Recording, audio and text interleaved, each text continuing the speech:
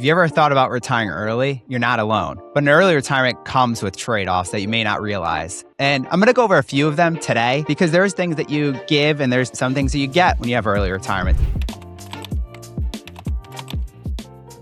This is like the number one question I like to ask when you first start talking to me, other than your concerns. What are you looking to do? What are your hobbies? Are you looking to travel across the world? Are you looking to just do some New England traveling and driving up and down the coast? Are you looking to hang out with the grandkids, watch the grandkids? Are you looking to buy a second house? You really want to start thinking about these things so we can start building a plan around them. Because those lifestyle things, it could change for everyone. Everyone's got their own thing they want to do. I had a client that wanted to go travel, do cruises every year in Italy, Spain, France, the Mediterranean cruises. You start thinking about that, and those are some not cheap vacations. You got to plan for those things to know, okay, can I retire early at 60, 62, or do I have to delay it to look at all these things? So really know what your why is so that we can start really building it in there, because I like to check off those bucket list items. Can we check off as many as we can before things slow down? Because eventually, unfortunately, we all do. The next thing I'll say is understanding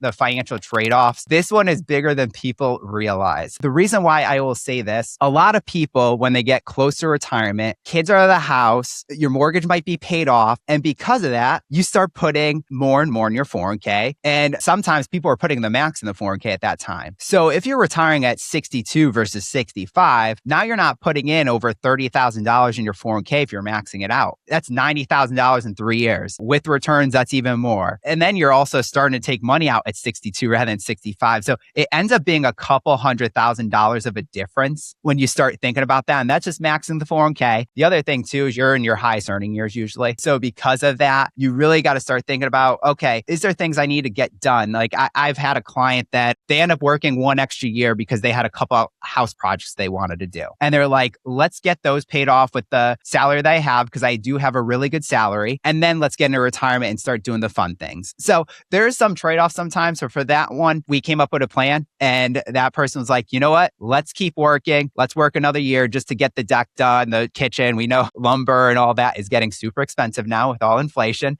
So you really do want to look at that. The last thing I will bring up on the financial trade-offs is understanding Medicare starts at 65. If you do retire before 65, you're going to need to get healthcare. And healthcare usually, unless you're military and you get TRICARE for life, or you're a state employee and you get healthcare before 65, you got to get it outside of that, and it's based off of income levels. That is a scary thing, especially because the higher income you have, healthcare does go up pretty quickly, the monthly premium. So just understand all those things when you're doing it, because it could be thousands of dollars. And I said, even if you're maxing the 401k, it could be a couple $100,000 difference. The last piece I will bring up is have a transition, have an income strategy. You think about it. You've had a paycheck for 30, 40 plus years, and it's reliable. It's been coming in weekly, bi-weekly. Some people get paid monthly, and that paycheck's going to shut off. And the only thing you're going to have is, you start Social Security that comes out monthly. And some of you may have a pension. Most people now rely on their health, their savings. They rely on their 401ks. So starting that 401k, utilizing it properly to help yourselves get through retirement, help understand the taxes, help understand that, okay, I have $500,000. It's going to last this amount of time if I spend this much. That's why we want to wrap in all those things when you're starting to talk about it. Really, what you want to look at with the income piece, you want to make sure you have enough income coming in to hit your expenses, do what you want. Make sure you have that monthly budget set in place so that you're ready to go. You're ready to go at 62. You're ready to go at 60. You're ready to go at 65 if you want to go a little longer to make sure to hit those bucket list items. That's really what you want to do. So if you are seriously considering early retirement, here's where to start. Notice what you're retiring to. Build a realistic budget and income strategy that factors in medical care and longevity. Consider easing into retirement, that part-time transition. I've seen that a lot with a few of my clients. And then run the numbers to know what your options are. If you want help, if you do want to retire early, or if you want to make sure to hit most of those bucket list items, feel free to reach out, tfcheckup.com, or you can click the link below.